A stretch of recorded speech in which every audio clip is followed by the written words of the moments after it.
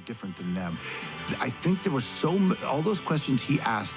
What I loved about the way you set it up was I didn't feel like somebody was asking me to answer them. I felt like he was asking us to help him understand them as well. He didn't know either. Yeah. That's the point. I mean, he came out at a time when people were heralding him to be something he hadn't achieved yet. His first 2 albums hadn't really done the job people expected them to do. And I think that the pressure was on Bruce to go on and try to capture it as perfectly as he could. The energy he knew he had in him, that yearning, that desire, that ability to communicate it through music. He needed the right people around him. He needed the right songs. He needed his band to show up. Yeah. The cover says it all. I mean, he looks exhausted but happy, leaning on his bandmates, and you just want to turn the cover over and see who he's with. It was all about Bruce, but it wasn't all about Bruce.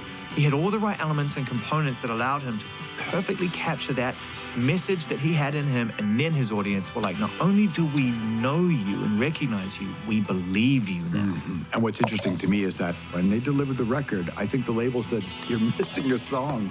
You need another thing. And you look at all these songs. This is Thunder Road's on this, 10th Avenue Freeze Out, Backstreet, all that, right? And then he comes back with Born to Run.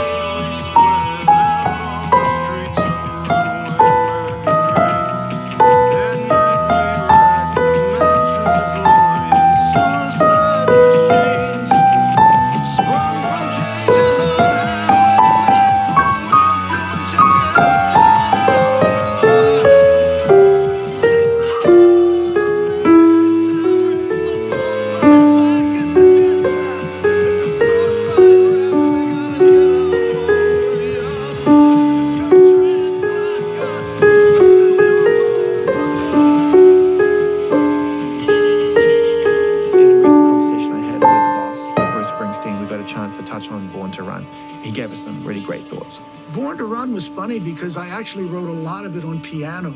I had a little Aeolian spinet piano in my little tiny shotgun house, and I went in and that's the beginning of Jungle Land and Backstreets and all that. That's how the record became piano-centric. A lot of it was written on the piano, and then I played on that Fender guitar.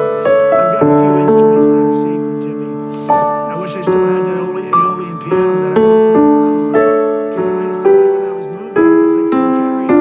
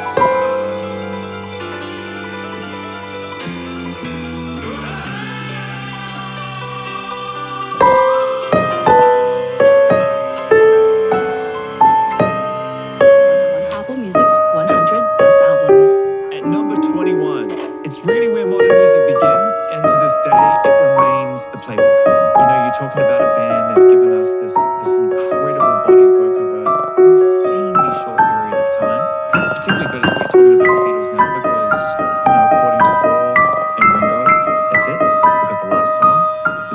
listen to. The catalog is complete, the songbook closes. But somewhere during the height of all of this, the Beatles create one of the most flawless, and I say this on behalf of all music, examples of what the Beatles can do. Because that just means it's one of the greatest examples of what music can do in Revolver. Think about the first 30 years, 63 to 64, how they're giving over 11 Beatles. Now we're going on that trip we're talking about. We have the benefit of hindsight. We know Revolver's going to sing in the context of the White Album and Sgt. Pepper's. We know that it's you never saw the album, but we know that. Hearing this, which is right in the beginning of that change for them, like you know, when you still get your tax man, you I think was like going to say, you can hear the change on the record. It Yeah. starts with Taxman, but look at the other song. Listen to Tomorrow Never Knows. Listen to how far they travel over the course of these 14 songs. Oh my God. I think I'm Only Sleeping is my favorite track on this particular record.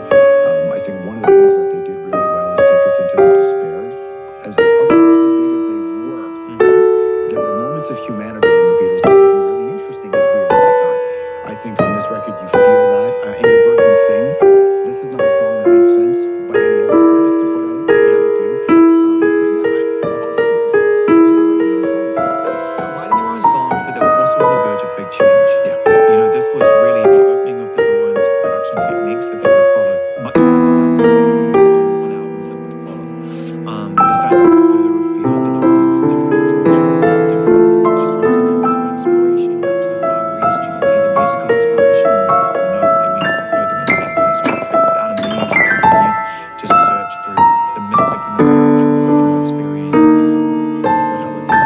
US, UK, Canada, Australia, Finland, Norway, Sweden, and Australia.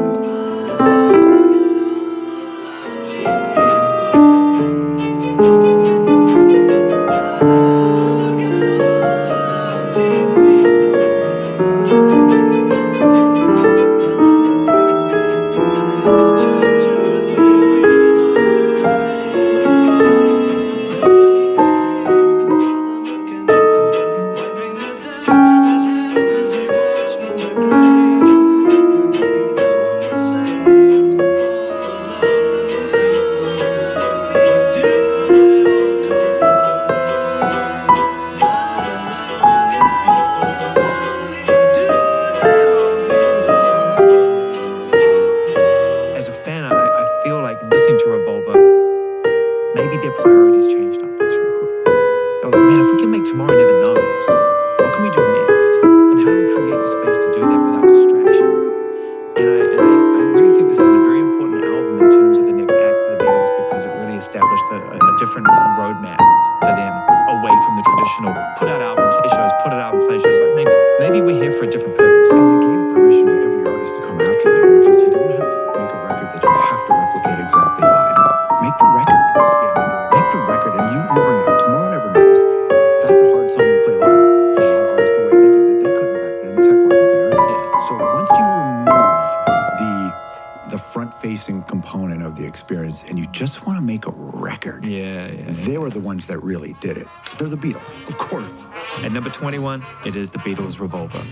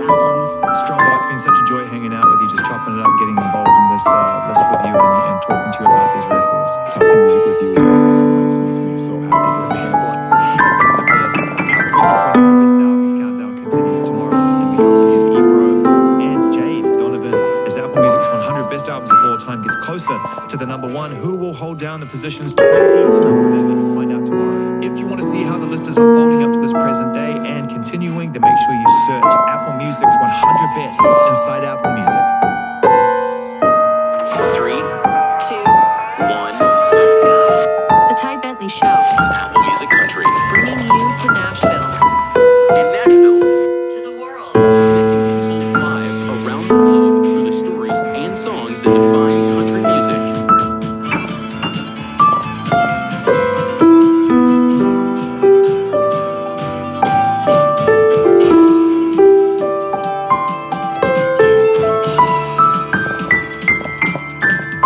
The devil went down to Georgia. He was looking for a soul to steal. He was in a bind 'cause he was way behind. He was willing to make a deal. When he came across this young man sawing on a fiddle and playing it hot, and the devil jumped up on the hickory stump and said, "Boy, let me tell you what. I guess you didn't know it, but I'm a fiddle player too. And if you care to take a dare, I'll make a bet with you. Now you play pretty good fiddle, boy, but give the devil his due. I bet a fiddle of gold against your soul, so think I'm better than you." The boy said, "My name's Johnny, and it might be a sin, but I'll take your bet. You're gonna regret, 'cause I'm the best as ever been. Johnny, rosin up your bow and play your fiddle hard, 'cause hell broke loose in Georgia and the devil deals the cards. And if you win, you'll get this shiny fiddle made of gold, but if you lose, the devil gets your soul."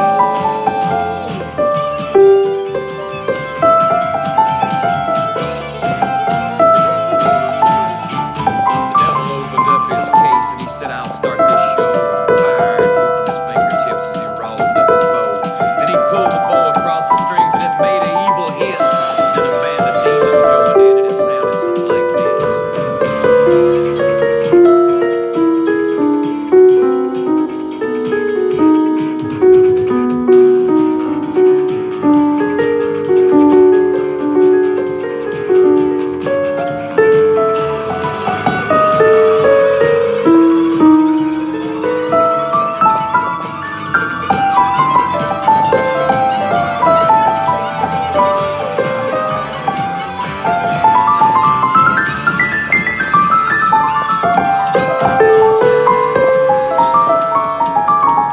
When the devil finished, Johnny said, "Well, you're pretty good, old son. Well, sit down in that chair right there and let me show you how it's done. Run, run, boys, run. The devil's in the house of the rising sun. Chicken in the bread pan, big out dog. Ready to dog like no child knows."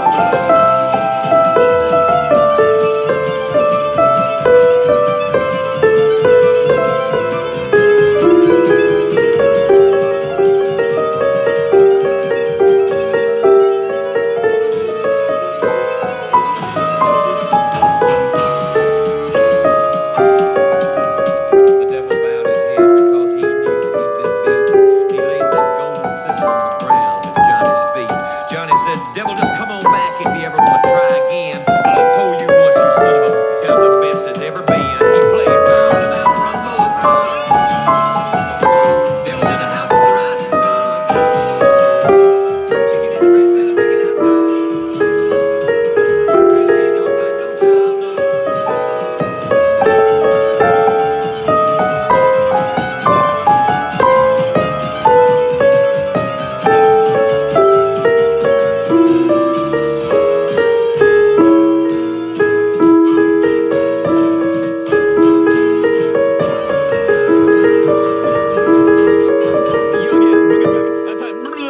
Hey, it's Ty. Welcome to the Ty Bentley Show. I literally have like chills on my arms. When I was a kid, if that song came on the radio, as I was listening to music in my bedroom, going to sleep, everyone else in the household is silent and asleep as well, and I'm in this lonely basement. I was positive the devil was coming to get me. It scared me to death. I would hide under the covers. So here's an interesting fact about today's show. It's show number 666. Threw up in my mouth when I said it. I hate it so. So when I was young, I also had really strong OCD, like obsessive compulsive disorder, like the real one, where I would have these invasive thoughts and I would have to flip light switches. First it was 5 times, and it ended up being 5 times 5, so 25 times. And nobody really knew, and I do it secretly, but this was just like an innate anxiety that I had at all times. And it really boiled down to the devil. I don't know why. I guess because I went to church, and at that time, that was the scariest imaginable thing. And so at night, I would go to bed, and if a song like that came on, I would immediately start praying, and I would just tell God my whole diary of my day. Anything to keep my thoughts on not thinking about the devil, because I thought if the devil heard his name in my head, this is so, I know, I'm sorry, but this is all true. If the devil heard his name in my head, I thought he would appear and come get me. I thought that was gonna happen. So the number 6 became the bane of my existence. As much as I like to flip a light switch 5 times, if 6 happened, it was the worst thing that could happen. And then ultimately, because it's recognized as this evil number, 666, like still just makes it creepy crawly. And that's how the show's gonna feel all day today. They came in thinking top dollar to that old cotton crop farmer. They knocked on his screen door and he said, Lord, what you need, boys? And they said, you know, all the others went and cashed out. They got the subdivision all mapped out. It'll sit right here on this land, and you could leave town a rich man. And he said, boys, whatever you're offering, it won't be enough. 'Cause I got a little girl that used to swing right there. I still see her pink bow in her brown hair. She's in the big city, but she still calls home. What's she gonna do if she comes back and we're gone? And over there under that white oak tree, beneath the cross is where my best buddy's buried. Lasted 13 hunting seasons running strong. Keep your money 'cause a man can't leave his dog. And over there's where I got down on one knee. You can't buy that kind of dirt cheap. One man smiled and he kind of looked away. The other said, before we go, I gotta know one thing. Between the droughts and the floods through all the years, what in the world got you through? How the hell did you get here? And he said, little girl that used to swing right there. I still see her pink bow in her brown hair, running up after one of them long days. Her big smile making every little worry fade. Over there under that white oak tree, beneath the cross where my best buddy's buried. All them hunting seasons freezing in a John boat. Me and him double barreled into the stroke. And that woman that said yes, and I got down on one knee. You can't buy that kind of dirt cheap. It's something you fall into, it's something God gives you, and you hold on to.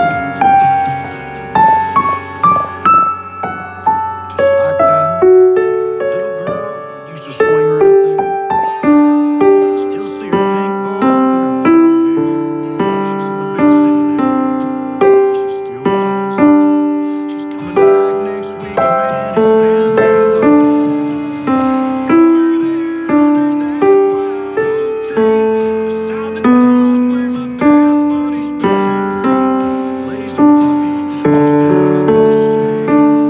That woman never could turn away a stray. I guess that's why she said yes when I got down on one knee. Is all this is here? What the hell am I? You can't buy that kind of dirt cheap.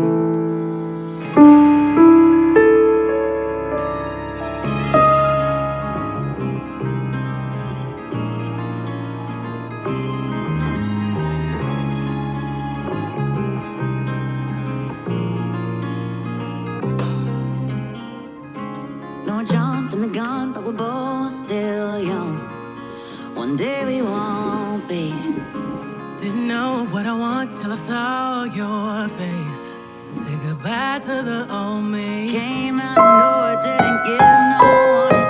Pedal so heavy like a tune. to the night. But I'll be your shotgun rider till the day I die. Smoke out the flying down the 405. I'll be your backseat baby, driving you crazy anytime you like. Whoa, I'll be your shotgun rider till the day I die.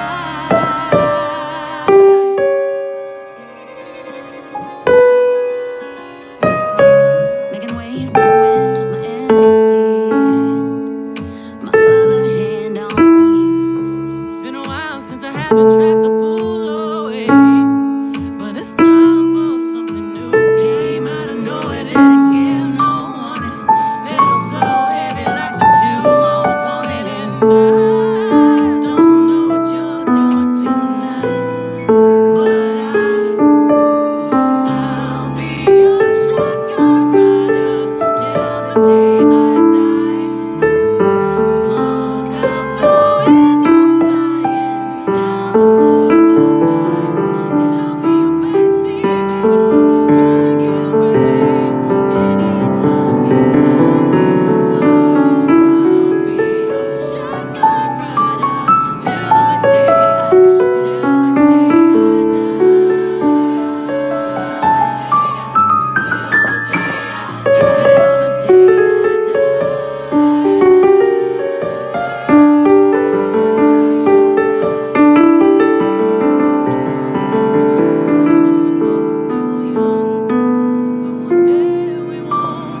I'll go wherever you take me.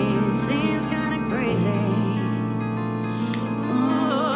I'll be your shotgun rider till the day I die. We're getting high till we don't realize time is passing by. Yeah, I'll be your backseat baby, I'm driving you crazy anytime you like. I'll be your shotgun rider till the day I